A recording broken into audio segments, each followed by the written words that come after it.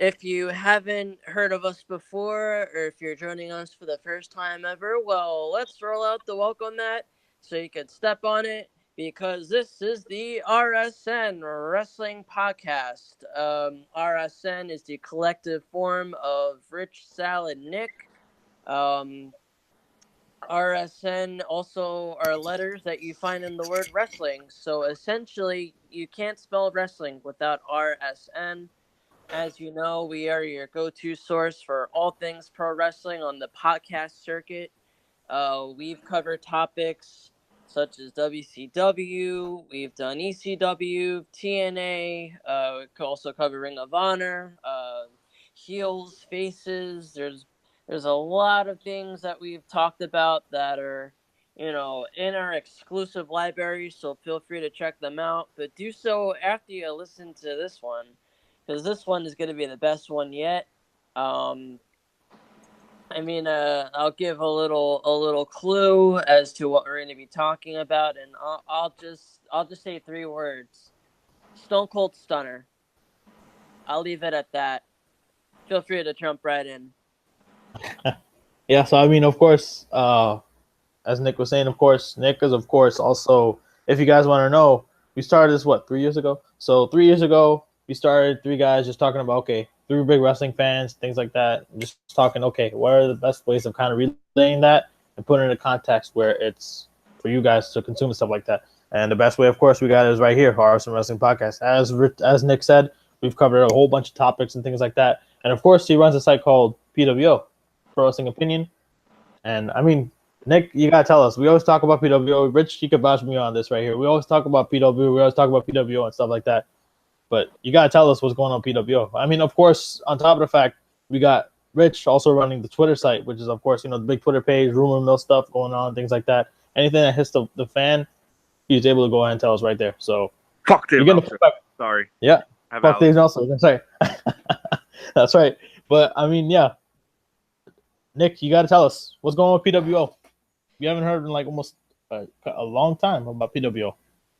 Yeah. Well, actually, the most recent thing I just posted, I was a guest host on the Wrestle Talk podcast with Joe and Renee, which is also they're based out of Kansas City. So they have a stranglehold on the Midwest and all the happenings over there. Independent companies like Dynamo Pro Wrestling, Gateway Championship Wrestling, and so on and so forth. I was on the first hour of the show, so we talked a little bit about current events like Hell in the Cell, Red Cages, um, screwdrivers. There was talk about Becky Lynch, and then we did an interview with this Russian wrestler and actor, Victor Romanov. So if you want to just Google Wrestle Talk podcast with Joe and Renee, page from Blog Talk TV will come up. Feel free to click on that. I've started on about maybe 3 episodes so far. Previously, I was a guest, and this time I was actually part of the hosting duties. So that was fun. I want to thank Luke Roberts for setting that all up. Aside from that, we've also been doing interviews with talent from Dynamo Pro based out of St. Louis. They had a tournament called Riot on the River, which is essentially the winner gets like a championship a championship opportunity. So we were able to get all four semifinalists in separate interviews. Probably one of the only wrestling sites to do that. So I'm proud to kind of wear that accolade. Aside from that, we crank out the occasional book review. Jim Ross's Slobber Knocker is up there. When we're not doing that, we're watching old stuff. I got reviews for WCW Super Brawl Revenge. There's also ECW Guilty as Charged 2001. WWF In Your House 6 is also on there as well. A couple of other older shows too. It's actually going to be a preview of what you're going to be seeing more of in the future from PWO, because we're going to be focusing a lot more on not so much the chronological aspect of things, but more on the review. So there's going to be a lot more independent stuff. It's going to be a lot more older stuff. And actually, I'm going to be sparking my own podcast spinoff. So you definitely want to stay tuned for that. And all of this is going to be coming in January, so I can't wait to roll it out. Right now we're in the library. We're testing things out. The mices are running on the wheels. They got names. There's Ben, Jerry, and Lewis. They're running and running. I may have to give them some order eventually. Stay tuned in January. You'll see how it goes. But while I'm on the topic, the RSN train is just going to keep on rolling, and I have no plans to leave whatsoever. So we're in it for the long haul. So thanks for tuning in, and yeah, so that's basically the update of where things are at right now.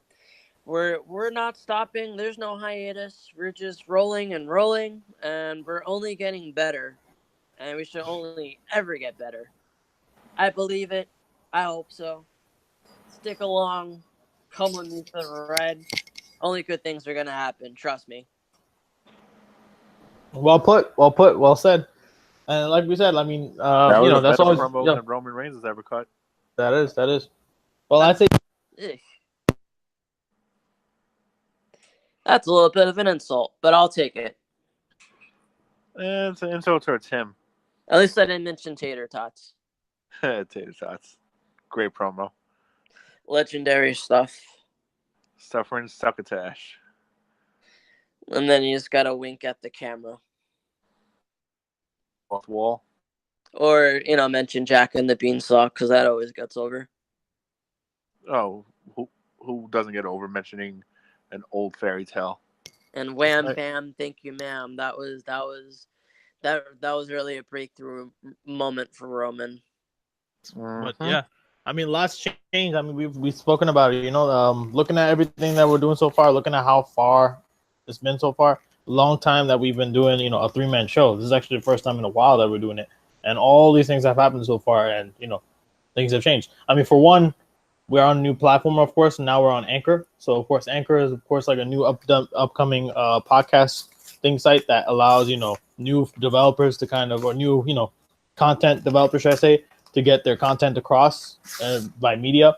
Of course, we got to give them a big heads up and a thanks. Of course, we wouldn't be on all those platforms that we've been on. Of course, if you check our Instagram page, we're on a whole bunch of different, on different platforms and stuff like that. We're on Spotify, we're on Google Podcasts, on Apple Podcasts.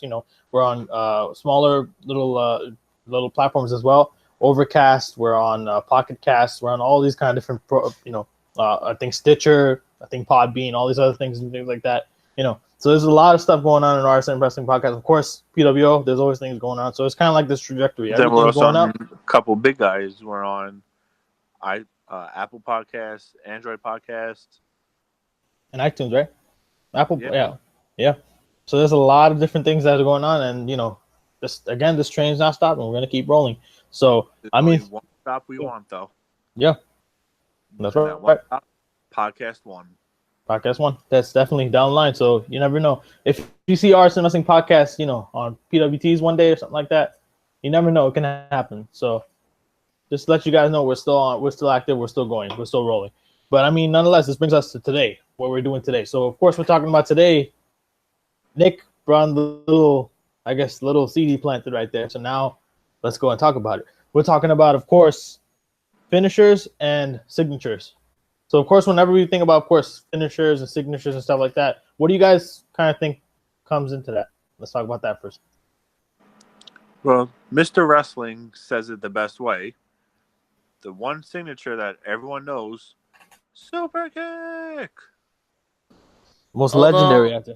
Hey, in the 90s, it was more than finisher. Sweet Chin Music, that kind of thing. It retired Ric Flair, but now it's essentially a glorified signature move, I guess. It doesn't really finish matches. It's more of a spot now, which kind If of you takes think about away it, from who its doesn't do a super legitimacy. kick? Albeit, it's gotten really popularized, and of course, I think all eyes are looking at the Young Bucks for that. But if done right, it's a devastating maneuver. Of course, I think it's progressed more into a signature than an actual finisher. But I mean, if it's the same exact way Shawn Michaels finishes a match, then well. I guess that's a testament to how far the move is come along. I don't know what you guys think about that. I mean, but wouldn't you say this? Like, well, let's talk about in the traditional sense. The traditional, mat based. The guys in the '90s and '80s, the guys that were just about grappling and stuff like that, way back. They used to think that a finisher or signature was a move that's like the end all be all. Like, if there was that one move, that'd be the one move that just ended everything. That was like a calling card. That was like, okay, that's it. Take it home. Kind of in the name. Yeah. Finisher. It's supposed to finish the match. That's right. But I mean, looking at what's going on, especially with the times, as you see the different decades and stuff like that. Do you guys feel like that's now changing now? Like a finisher is not actually a finisher anymore. Like it's actually just the shock factor. What'd you guys say? Yeah, Only a couple actual finishers. Strangely enough, I think there were more finishers and signatures back then in like the Attitude Era. Like a lot of guys had multiple moves. Undertaker and Kane each had the choke slam and Tombstone Pile Driver. Jericho had the Lion Salt, the Walls of Jericho. Benoit had the crossface and like those German suplexes, which were usually like a setup for it. What's the name you just said? The Rock had People's Elbow, Rock Bottom. Kurt Angle had the ankle lock and the Olympic Slam. So there were multitudes of different ways a match could end, which I guess it makes it kind of easier for us to kind of suspend belief, because you just believe, all right, well, the match could end at any specific point. Nowadays, it's more of fancy maneuvers just to lead up to the finish. And I guess now more than anything, if they do false finishes, it's just essentially a trade back and forth of guys kicking out of each other's finishers or using each other's finishers on each other. So it's come a long way, but I think they've gotten better at the art of telling a story in a match per se, not really giving too much away. Right. But at the same time, still telling a story. That's right. I think what it is, to your point, I think what it is just now finishers and signatures and stuff like that.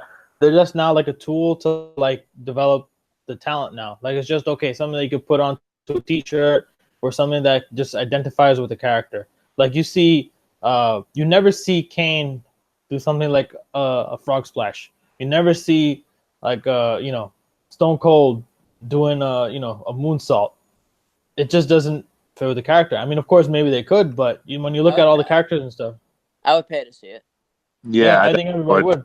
Yeah, but I think it brings up that unique factor. Like, okay, this move resonates with this person because of this character, and this is why it works. The Rock Bottom or the People's Elbows of Rock Bottom, the People's Elbow, because of the fact of the character. The Rock is the Rock. Everybody knows he's the People's Champion. The character dictates what it does and everything like that. The whole reaction and everything matches with it.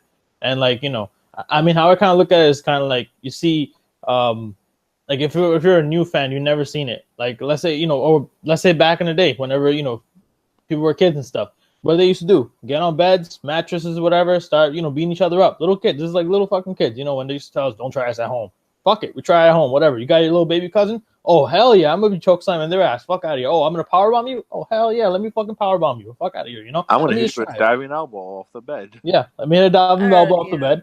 Yeah, and then I used to set like a group of pillows together, kind of try to make it look like the announce table, and lay a blanket over it. Oh man! And I would just jump off the couch and just try to like a Shawn Michaels. I would try to be like Mick Foley, essentially. Oh man, that's crazy. I think every wrestling fan has done that as a kid. Yeah. I think every wrestling fan that's resonated whenever they watch anything that Attitude Era, that's always like resident right there. You're at home. especially if you had a cousin who had a trampoline. Oh man, that's wrestler. it. If you, Hell, I think I Ooh. want to do it again. Would you guys mind if I went away for a minute or two? If you want it, yeah. Well, Don't actually, come they back got. on, you'll know why. They'll pull the ambulance. Yeah, if we will, but that's the thing. I mean, of course, then you hear stories about the auntie going ahead and grounding your cousin because he went ahead and broke your little sister's orbital bone or something like that, or oh, they broke her shoulder, something like that. It's like, oh my god, they shattered his knee, or his I'll hear all these stories and things. I think I just heard a crash. I think Nick fell through his table. Oh man, oh by golly. Fun fact though, I gave myself a Stone Cold Stunner when I was in like second grade. I somehow ended up moving forward, and I ended up doing like a handstand, and I fell towards the dresser like halfway across the room. I hit my head so hard. By God, that dresser had a family. Damn it. Yeah. And technically, me and my brother, we used to we used to play wrestle, so he used to have his own wrestling company. So what ended up happening was like I was like 4 years old at the time, so he accidentally knocked me off the bed, and I fell and cracked our printer. Oh my god! And I'm always proud to say I took a wrestling bump at the early age of 4. Ah, damn, that's a hell of a bump. That's crazy. I wish I still had that printer. I would take a picture of it. You probably sold better than half the company. Yeah. Well, we talk about selling too. I mean, of course, to see all the moves, I think what makes a finisher really, really good is just the selling aspect of it. Like you see, let's say back in the day, I know this is controversial. All the Rock. Oh man. Or The Rock. Oh man, you see the Stone Cold Stunner that The Rock, the Stone Cold did on The Rock. You see him flopping all over the place and stuff. The most classic one, Dolph Ziggler. You see Dolph Ziggler getting soup kicked or speed or something like that. Dolph is hands down the best seller in the company. Best seller in the company, period. That's crazy. And you see all these other guys. You see the small guys that can take choke slams and power bombs and all that stuff. You see when you talk about all the people that could sell. I think if you can, the best seller that I've seen so far in the past year, it was against the Bludgeon Brothers. They had a squash tag team match. They set him up for a powerbomb, and you hear the kid friggin' scream like a little girl. Oh my god, yeah. Oh man, best seller ever. That's right. I think it just boils down to is kind of like and I think this is gonna be controversial for me to say. Back in the day, this probably lead us into our next thing. Finishers that were once like the end all be all, but now it's like it's constantly being used. When we talk about, let's say, like back in the day, when someone got DDT'd, this is like in the 80s, they got him flat, face planted him straight onto the floor. That was like, oh shit, yeah, it's game over. Jake the Snake, or he'll bring it up a notch. Oh, let's go ahead and bring a chair in there. Oh, let me do it on the chair. Bam, that's a big deal. And the next thing he's like, no, let me bring it up even further. Oh, let's just go ahead and take off the mat. Let's do it on the flat floor right there. Bam! Oh my god, holy crap, that's crazy. But I think it's just a reaction. I think that's the thing that really brought people to kind of say, "Oh shit, that's that ass. Like that's bad right there, man. That's gonna, And the past two takeovers, Ciampa versus Gargano, you see them rip the mat off, and someone hits a DDT from the rope onto the bare mat. Right. Well, what do you guys feel? I feel like NXT, they've kind of mastered the art of the sell, more or less. I think that's what makes the matches so much better than the ones on the main roster. It's like they know how to work a crowd, so they know how to work their spots, and they just combine the two.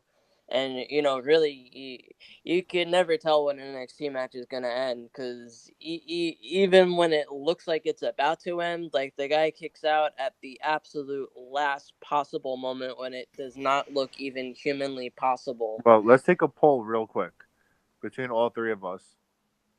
Do you actually want an NXT match to end?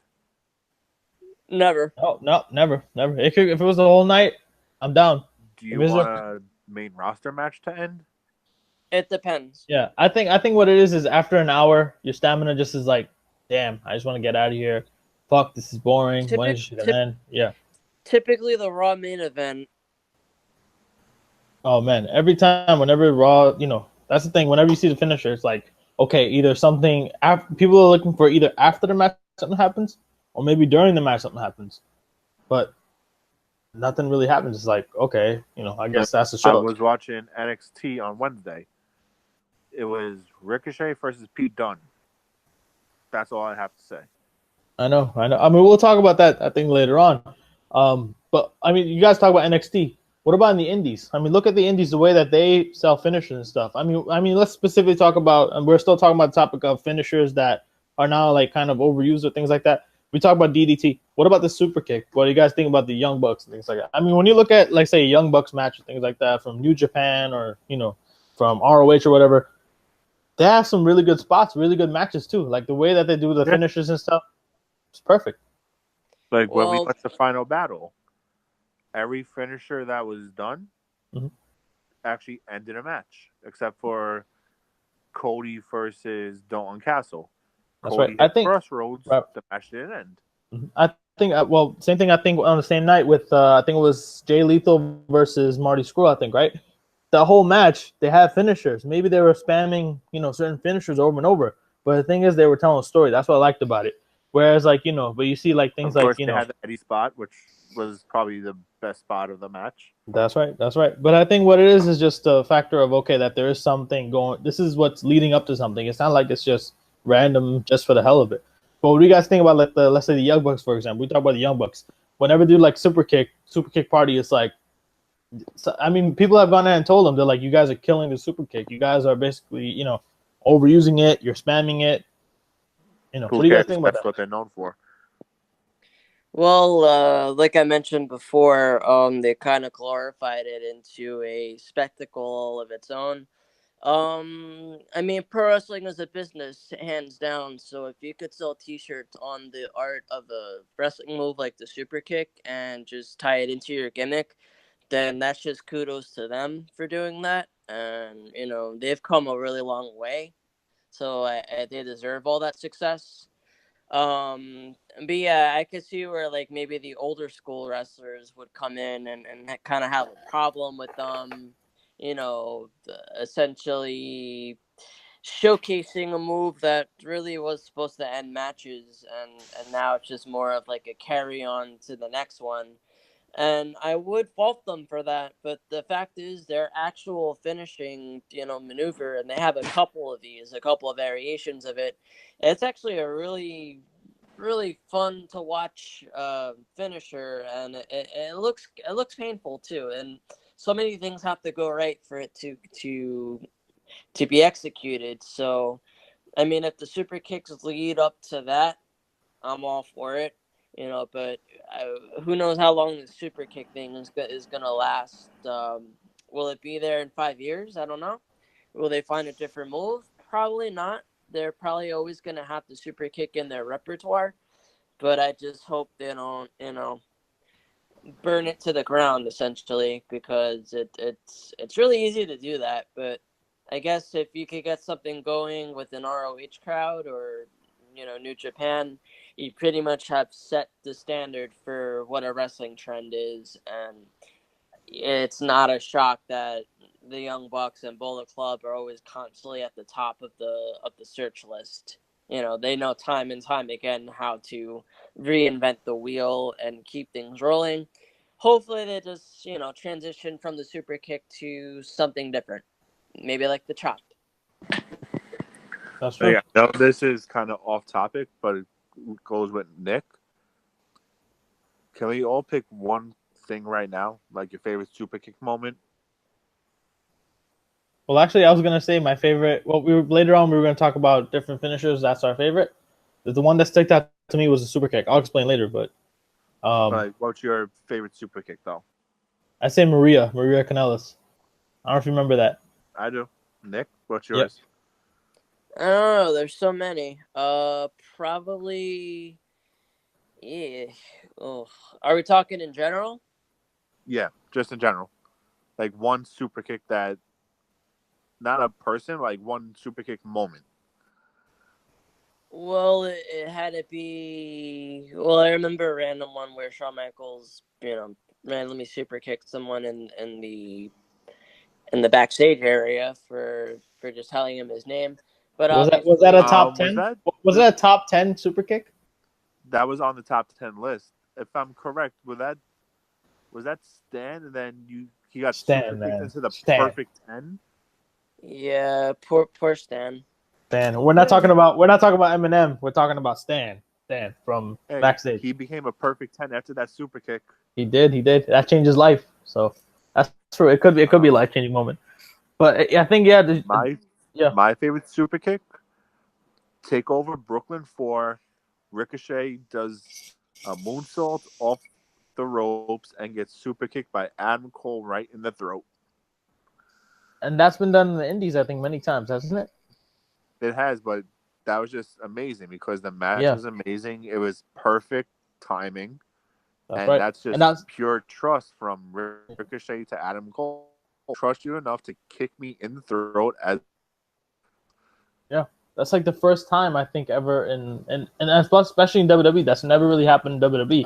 I think beyond that. Wait a second. Well, it wasn't a moonsault into a super kick, but I think some people will vaguely recall a match on Raw between Shelton Benjamin and Shawn Michaels, where Shelton did a springboard maneuver and he basically jumped into the super kick, which I think was the finish of the match. That's right. That move has been made famous.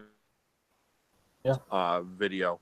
That's right. Where Shelton's head gets decapitated in the video. That's right. There's so many, HBK and Shelton. There's, I think, one with Rey Mysterio maybe somewhere. I don't know. There's all kinds of different, moments where that's happened. Where like in midair. Yeah. I also think we're omitting a major moment the super kicks is associated with, and that's kind of the end of Ric Flair's WWE career. If you're saying. Yeah, that's like one of the most. That's like the super kick heard around the world, I guess. Would you say, or? Yeah, that's it's probably the most famous super kick in wrestling history. One of the most influential, I'd say. You're right. Yeah, that is. Because look at that story. That's, that move kind of went ahead and just kind of sealed the whole deal right there, So definitely that's how influential a finisher can be. So definitely, I think that's probably one of the higher ups there with Shawn Michaels and Ric Flair right there. That moment in WrestleMania 24 where he just says, "I'm sorry," bam, and that's it. Then knocks, finishes his whole career. Which is kind of, a movement that was kind of like an emotional thing. Yeah. I'm sorry. Mm-hmm. See, it's so emotional. He's speechless. Yeah, it is. It is. And it's one of those moments where you look at it and say that's what makes a match really, really good. I think what it is I think right now the whole industry has moved away from that. Now it's like, okay, Brock Lesnar hits F5, it's like, okay, whatever, no problem, If Kurt Angle hits a angle slam, it's like, all right, cool. And then you see things like an attitude adjustment. Okay, that's just like there's no meaning to it. It's like, yeah, I think and this works in their favor sometimes, but it also hurts them. It doesn't really take one finisher to end the match. Now it takes like 3 or 4. Granted, I think that's why the Cena Styles matches were so good, because just didn't know when it was going to end. But at the same time, it also devalues the finisher, because now it's just like, oh, well, is it finally going to end on the 7th attempt? And is it as much as their move not being as effective, or are they just strong enough to where it doesn't end the match? So it's like a give and take situation. Yeah, that's true. Personally, I am for whatever makes the match more entertaining, and I like to suspend belief. Even if it's a match I could predict the winner, and 9 times out of 10 I usually do. If there's a brief moment in the match where I could just be like, oh, well, all right, maybe they're not going to win this. Maybe they will go the other direction. Anything is possible in pro wrestling, since it's predetermined. Granted, they don't really book on the fly like that, and, why would they? They wouldn't have a reason to. But at the same time, it's like, it makes the match more exciting. So I'm all for that. I like the false finishes. It's easy for me to buy into it, because sometimes the match is really good, you don't want it to end, and obviously that's a tournament NXT. It's no shocker that a lot of their matches But then again, the NXT matches are kind of well layered. They don't really trade finishers per se. They kind of just outspot each other until someone hits their finisher, and then finally they work it into another spot, and somehow the match is over after that. That's That's right. just kind of Yeah, been the NXT formula. It works that's right. for them. It's different. You know, So what I think it is I will also give that to them. definitely. I think what is also the fact that sequences. So we haven't really talked about sequences. I mean, I think they mainly do it in the independent scene, and they mostly do it in like very rarely they do in WWE. If it's like a match where it's like, let's say Rey Mysterio versus AJ Styles, let's say they have a first time encounter. They're gonna have like a little 5 minute sequence where they counter each other's moves, like back and forth, back and forth, back and forth, and they stop, and it's like the whole crowd goes livid. And then, I mean, you see that more probably in the indies than you do in the main roster, But, See but that like, on NXT. yeah, like yeah, it's like you see that in NXT all the freaking time with Velveteen Dream, let's say, But and guess Aleister what? Black. But guess what? We don't get tired of it in NXT because it's people we actually like. That's right. And I think what it is it brings up that whole thing. Like, okay, there is some realism to it. I mean, we talk about specifically like realism too, like Like the yeah, perfect example of the perfect sequences. Take over Chicago, Tyler Bate versus Pete Dunne. It was a great 5 minute sequence, and the whole crowd was loving it. UK, yeah, that's what it is. UK based. They're all based on Greco-Roman, I think, and grappling techniques. They're all mat based, and I think that's what makes it so good. That's what adds that whole realism factor, the story factor, and everything like that. Like if you see, I mean, sticking the topic of real, like making things real, like finishers and stuff like that. Think about like recently, you see people always talking about. We always talk about all the time. There's people out there that just go, "Oh, you watch wrestling? I thought it was fake." Here's the thing. You look at all the different sports and things like that. There's actually, I think, in judo, and I think in instances in wrestling, I think Greco-Roman wrestling, and I think also in MMA, where people have won matches with wrestling finishers. Recently, I think 2-3 years ago, yeah, people have won different matches with a submission. I think that's based on a wrestling move. Like I think sharpshooter, Boston leg crab. I think. What else? A fucking mixed martial artist in Bellator won a match with the Walls of Jericho. Yeah, with Walls of Jericho, exactly. It's like like a double Boston crab. But yeah, like these guys, they win match. There's actual people that actually won matches with that, and it's like a big spectacle. It's like holy shit. I think with the suplex too, someone won with the of course suplex is like a staple to every grappling based sport and things like that. But then you see like like this simple move can actually go ahead and actually have someone win a real bout and things like that. That's gotta say something. Like that's to all the people that have been saying, "Oh, wrestling's fake, wrestling's this, wrestling that." Guess but then you also have it flipped, where there's mixed martial arts moves that have been done in professional wrestling that have won matches via. That's right. The Superman punch. That's right. And then you see things like, let's say, the Go-Go Plata. That's the triangle choke that Undertaker perfected. What else? Gate. Yeah, Ken Shamrock. Many different moves he's done. That's all transferable from MMA. But you see them still being used today. Like you see the arm bar, you see the leg bar, you see all these different things. You see the figure four, for example. Big move. Always been used. Woo. That's what's up. And that's basically, right? Yeah, we have to. We bring up Ric Flair, you have to do that. Or Charlotte, you have to. But yeah, I mean, it's just one of the things too. It always brings up that question, like, okay, the finisher, it's supposed to be end all be all, but at the same time, it's like, there is some realism to it. And Joe Rogan, I think many times he's gone through it where, it's just like a thing where he goes through and says, oh, this is not real. Oh, this is not what it is. And if you see like that whole thing, if you ever get a chance to see it, he basically goes through it and he's looking at, I understand from like a grappling MMA, like field thing, and oh, what's this move? What's that move? Things like that. And he's like, oh, that's not in real life situation. That's not how it's going to break. If you were in a real life situation, you're about to break that. This is how you do it. Like if you see someone getting into the triangle choke, let's say, and Undertaker's like, oh, Triple H is inside of it. He's like, oh man, I can't get out of it. Of course, they're gonna milk it. They're not gonna be like, all right, let me just get out of it as soon as I can, just to go ahead and win the match. Of course, they're trying to make a story out of it. This guy's trying to get out of this finisher. Oh my God, he's fading. He's coming back. Oh shit, he's backing out. Oh man, he kicked out of it. It's like a big deal. Watch the WrestleMania, the end of an era. Yeah. Triple H legit passed out from Hell's Gate. That's right. That's one of those instances. It's like, they say don't try this at home. You definitely shouldn't. But then, I mean, let's talk about, of course, bullshit. I'll say unquote bullshit finishers, what would be in the top list of bullshit finishers? Let's say. I mean, if you look at all the different, like if you look at all, start the list yeah, now. yeah. I mean, well, I think after this, maybe we could talk about our favorite, I guess, finishers and worst I was finishers, gonna say whatever. let's start with least favorite and then work Yeah. to favorites. That's right. Yeah. I mean, either way, it's up to you, however. But I mean, if you look at like all the, or I guess the worst finishers, I say the bullshit or the worst finishers, wouldn't you say they're by the people that have 5 moves of doom? The Cenas, the Goldbergs. Think about it, the Cenas, the Goldbergs, the Roman Reigns. People that only have like 1 or 2 finishers or 1 or 2 moves, and it's like, okay, this is what it is. The 5 moves of doom. Hogan but what would be on that list? Of course, a leg drop. Literally, a leg drop is all it takes to finish this guy off. Really? Or you see back in the day, Hulk up, big boot, leg drop. That's it. Or you could say the same thing about The Rock, can't you? About people's elbow. That's probably where you got it from. Dusty, right? Well, you got it from Dusty, right? Or did he get it from someone else? I don't know exactly where it originated, but I think Dusty did have something to do with it. But then, how did Dusty do it? I think that Dusty just did the same thing, but instead Dusty of hitting the like bionic elbow. Bionic elbow, yeah. And you said hit the actual elbow into it, right? You didn't just go ahead and just hit the shoulder or something into it, right? No, it was straight elbow.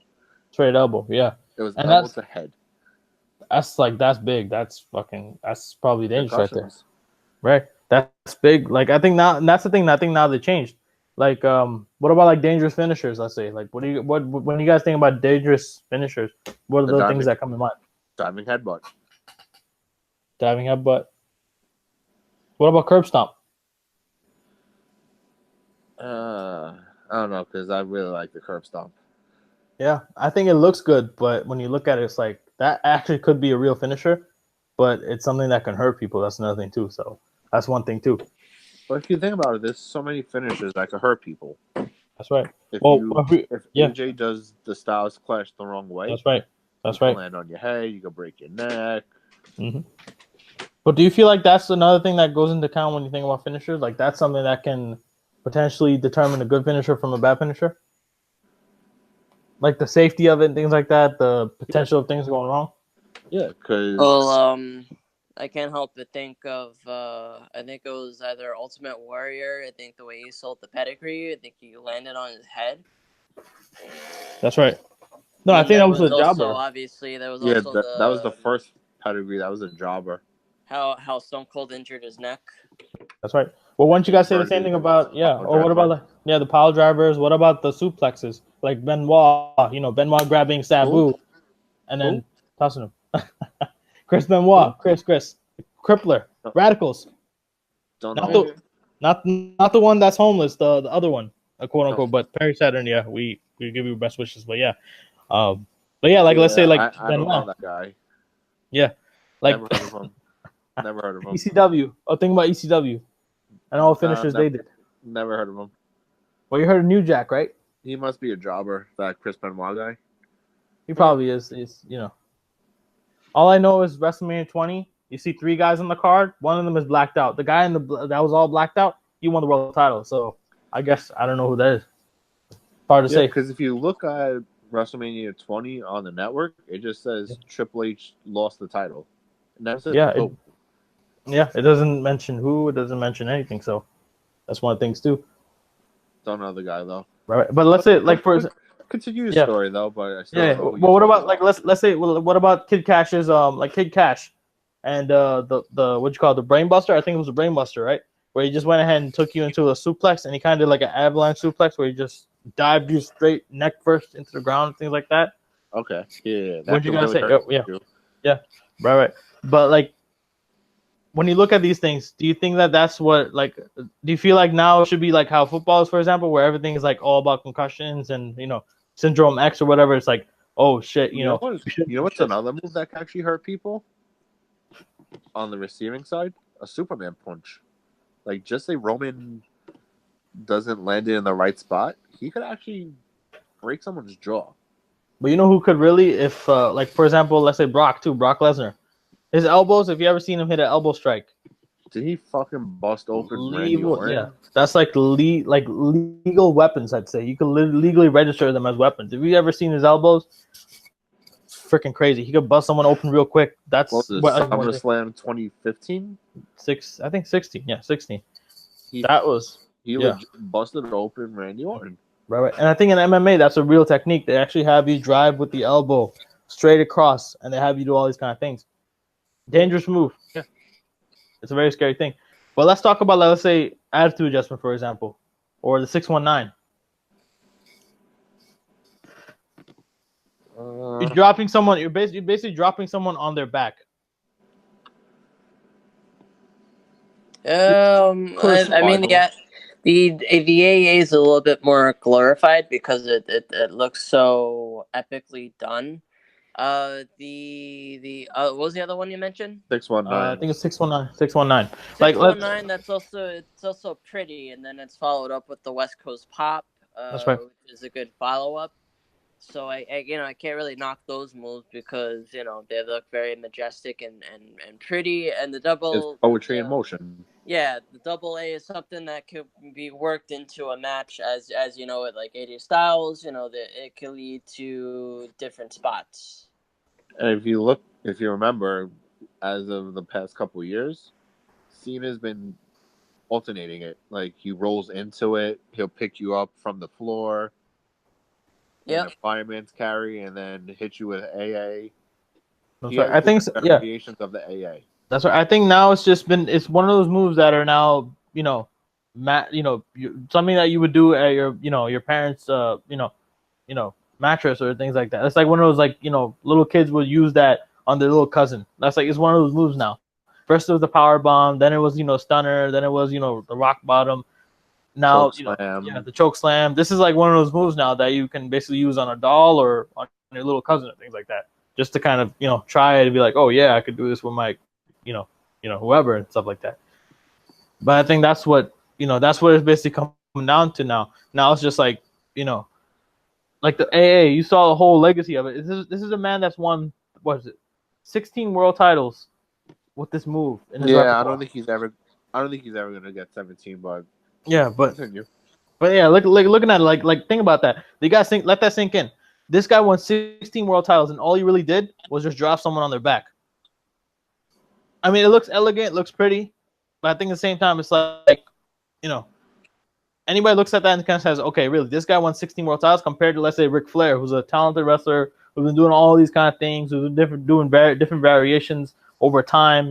He's not just limited to the figure four. He's done chops. He's done all these other things. He's an offensive, That's another great seller of finishers, by the way. That's right. The chop. Oh man, that's crazy. I'm saying Ric Flair, a great seller of finishers. That's right. That's right. I think anything. You could have him wrestle a mop. We said this many times, and he'll make it look like $1 million. So another guy, yeah, but definitely. But I mean, down the line, I think we're almost wrapping up. We're almost there. Before we end it, worst finisher. Yeah, worst finisher, best finisher, or least favorite, most favorite. A least favorite first. Least favorite. So least favorite, and then your most favorite finisher, I'd say. I say we start with the returning person to the show, Nicholas. Right. Head of PWO. What's your least favorite finisher? For some reason, I just never really bought into the double arm DDT. It doesn't really feel like a match. Doesn't really feel like a move that would finish a match per se. More along the lines of a signature, but yet Mick Foley managed to somehow make it work. But for some reason, I just never really bought into it as a legitimate finisher. At least in the time of the pedigree and the rock bottom and So Cold Stunner. My second honorable mention might be the Mandible Claw. It's entertaining as hell, but come on, you really expect me to think that's gonna finish a match? That's right. Yeah. Off an opponent. There's no way. That's right. That's true. Yeah. Rich. Well, I'd say for me, it's just we're actually up to our time, I think. Yeah, but for me, my least favorite probably would be the Diamond Cutter. For some reason, all the variations of Diamond Cutter, RKO, whatever it is, when DDP did it, that was probably the most interesting. Where he just goes into like, let's say, an arm drag, and then just goes that straight into like a whole diamond cutter, bam, finishes it. And then you see RKO and all this stuff just trying to overdoing it, and now it's like a big meme now. So like everybody's doing it, swimming pools, trampoline parks. Oh, this is a wrestling move now. This is like another one of those moves that you do in your mom and dad's bedroom or stuff like that on their mattress or whatever, with your little cousin. It's like one of those moves now. For me, my most favorite move, any variation of action. We're not doing best yet. Oh, not doing best? No, we talk about. We're gonna do least and then go back for the best. Okay, yeah. My least favorite, the knockout punch. Big Show's knockout punch. Yeah. Wouldn't you say the super? I was just never a fan of it. But like, let's say the Superman punch. Would you think that would be the same variation of that? Not really, because you could hit that from anywhere. Like, that's true. To me, the knockout punch and the Superman punch are two different moves. The Superman punch, as you've seen, Roman could hit it from anywhere. That's right. AJ did the phenomenal forearm. Boom. He changes it right as AJ's in midair. Superman punch. Big Show, it was just boom, done. That's it. I think he set it up. I think the big part was just him and his big, quote unquote, just the gimmick was he had big hands. So it's like, oh shit, that's it. That's the one thing I give Roman over Big Show. The Superman punch, he could hit from anywhere. Knockout punch, it was 1, 2, 3. That's it. That's right. Nick, your favorite? Favorite finishers. Before we wrap it up. Yeah, I want to say. I feel like the RKO's kind of taken off a life of its own, and the fact that it could spark its own internet meme. It's hard to really argue with that. Yeah, let's go with the RKO. Okay. Cool. So? For me, my favorite move I'd say for now, especially now, is any variation of the Shining Wizard. So Shining Wizard basically is where you see like a big kick, like if you see Daniel Bryan ever do it, where he sets it up, it's like a kind of like a well, not a yes kick, I would say, just the one where he kind of runs and then he just kind of takes it like a running knee, same kind of thing, And then you see like, let's say, like in the indie scene specifically, like you see, let's say Kenny Omega doing it, you see him kind of just drag someone in, Kenny, bam, I love Kenny when he does. Just the sound, the sheer sound of contact, that kind of just puts everything over like, oh shit, this is gonna be the end of the match. Okay. My favorite? Let me see. The spear. A specific spear? Edge. Right? There's a lot of spears, but I guess, probably one of the best. I think everybody could probably agree with this, Edge. Because he could sell it. That's the thing, too. Ladder match. Yeah. What made me fall in love with it? Ladder match, WrestleMania. Jeff Hardy hanging off the titles, Edge off the ladder. That's right. We were recently talking about a Hell in a Cell. He was recently doing that in at Hell in a Cell, where he's just swinging off the top of the cage. Everybody's asking him, like, where the fuck is Edge?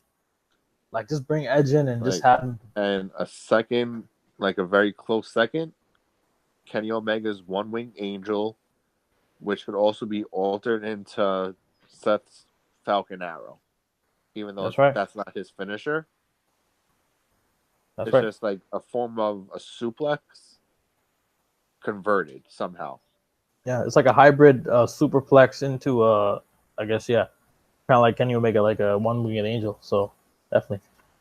But and then Falcon's Arrow is just amazing. That's right. I think what it is now wrestling is just going past this kind of thing where it's not just a DDT. It's a kick out into it, like some kind of top rope kind of maneuver, and then into a DDT, or like let's say a backdrop, but into like a kind of thing where they make it look pretty. You see the Salida del Sol, that's basically like a backdrop, depending on where you're doing it. But he does it in a way where it's like kind of finisher, bam, that's it. So I think now that's where the trend is going towards now. Now it's like, okay, how can we make these moves more get the most out of it, but also make it look real. Did you look elegant? Did you say trending? Trending, yes. Trending. Yeah. You know what's trending on the internet pretty soon? What's trending? Well, not at this moment, but it will be trending. PWO. Personal opinion, yeah. Nick, you gotta tell us before we end it out. You gotta let them know what's coming up with PWO. So that was the easiest one. I'm sorry, it was Yeah. pretty bad, but it was. It's a good plug. It's a good plug. It's a good plug. Yeah, it flew. I'll give it an 8.5.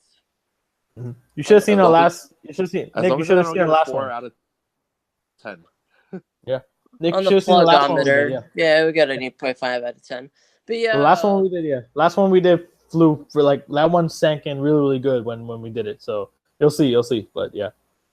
The last from the shoot, right? It was pretty good. Yeah, I think that was pretty good. Yeah, you'll have to check that out. But yeah, that's on Anchor, by the way. So, and all of our other podcasts, all over the platforms. But yeah.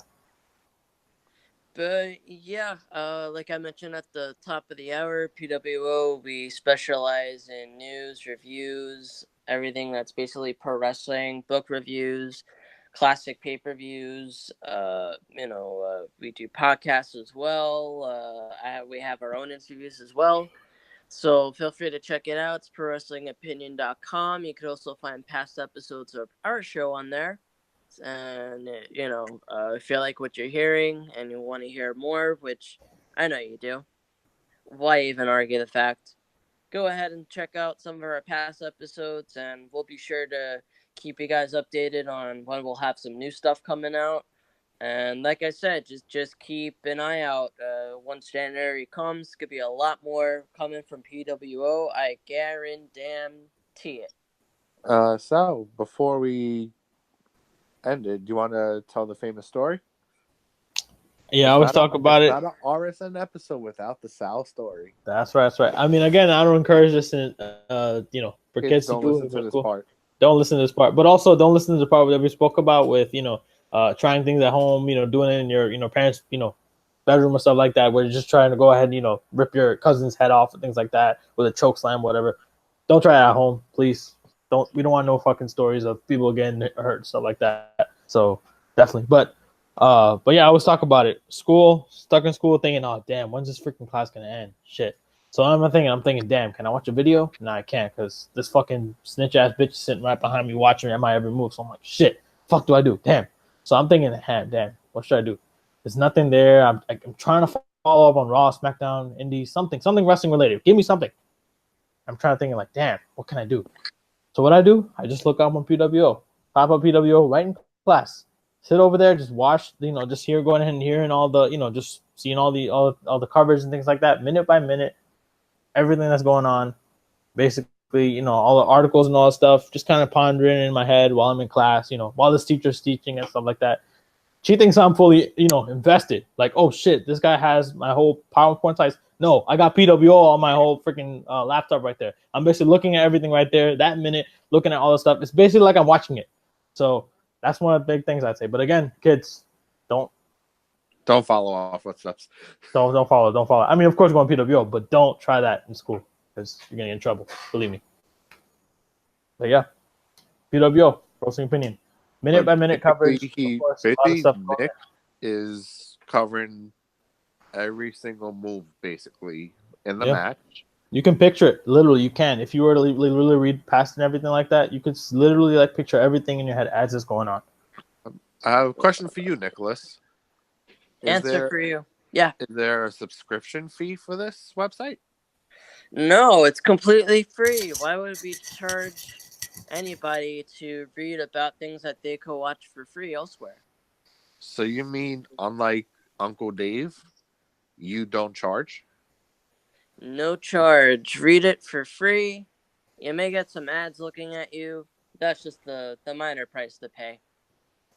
That's right. Yeah. Well, you have a slogan, I think, right? Or Rich knows it. Reading is fun. Reading about wrestling puts you over. That's right. That still stays. So that's one thing too. But yeah, I mean, nonetheless, yeah, that's right. But nonetheless, this is our RSN Wrestling Podcast. We're gonna do our finisher right here. Basically, just wrap it up as we usually do. So of course, basically, you can check us out on all of our other, all the platforms. Of course, we're on Anchor, ANCHOR, Anchor. Basically, it's a podcast. There's a platform where it's growing right now. They're putting out different kinds of things, letting content users go ahead and use all their, basically present all their content without having censors and things like that. We know about that stuff here at RSM Wrestling Podcast. But beyond that, you can check us out at RSM Wrestling Podcast. You can also check us out on Instagram. There's also a whole bunch of platforms that we're on. We're on, of course, we're on Spotify. We're on Apple Podcasts. We're on Pocket Casts, Radio Public, Stitcher, Android. We're on pretty much everything that's there, all thanks to Anchor. So heads up to Anchor also. But you can also check us out on YouTube, where we have all of our different podcasts and everything, all our different previous topics and things like that, all on YouTube and things like that also. But also we're on PWO. Instagram, yeah, Twitter, Facebook. Yeah. We also mentioned, of course, Twitter. So, of course, that's where you get the rumor mill stuff. Rich runs that. He's able to go and tell you all up on that and everything. But again, basically, the Twitter, I have an underground railroad, leads me to Stamford, Connecticut, to the headquarters. I break in, leave a mess. You might have to bring a new one. Yeah. You might have to make a new one. No, that's being built. For the indies. That's the thing, too. So, ROH, New Japan, anywhere else. Oh, that's being built, and I have people over in Japan helping me out. Oh, man, that's it. If we get that. I expanded. I got people now. That's the thing. Then Dave Meltzer doesn't have nothing on us, so screw it then. But, I mean, yeah. But nonetheless, you can check out. We also have like a whole mirror. Yeah. We have like a whole. Peyton Royce is better in NXT because she was thinner. Fuck Dave Meltzer. Fuck you, Dave Meltzer. But nonetheless, I mean, of course, you can check that out. We have a mirror site where we just go and have all the links and everything down there. So, nonetheless, we'll see you guys out. Dave, you're in the Hall of Shame. Hall of Shame, of course. He's always in. Why not?